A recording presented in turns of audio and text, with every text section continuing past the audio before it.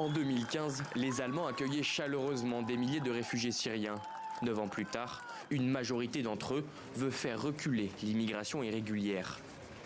Nancy Faeser, ministre de l'Intérieur allemande, a annoncé l'extension des contrôles renforcés pour entrer dans le pays.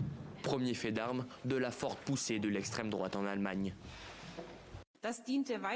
Cela permet de limiter davantage l'immigration irrégulière et de se protéger contre les graves dangers posés par le terrorisme islamiste et la grande criminalité. Nous faisons tout ce qui est en notre pouvoir pour mieux protéger les citoyens de notre pays contre ce fléau. Cela inclut les mesures de grande envergure que je prends aujourd'hui.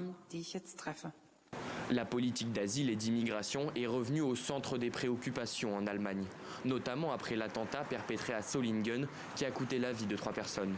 Affaibli par les probantes victoires de l'AfD aux élections régionales, le gouvernement Scholz a dû céder sur la question migratoire. Ces contrôles permettent également de rejeter efficacement les demandes d'asile. Depuis octobre dernier, nous avons déjà enregistré plus de 30 000 refus aux frontières extérieures de l'Allemagne. Nous allons donc étendre nos contrôles temporaires aux frontières intérieures à toutes les frontières terrestres de l'Allemagne. À partir du 16 octobre, de nouveaux contrôles, plus réguliers, plus stricts, vont avoir lieu à tous les postes de frontières, et ce, pour au moins 6 mois. L'opposition salue le geste, mais assure que cette mesure n'endiguera pas les problèmes.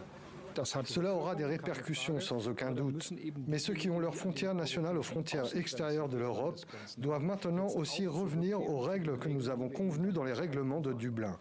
L'Allemagne est aujourd'hui un des pays qui recueille le plus de demandes d'asile.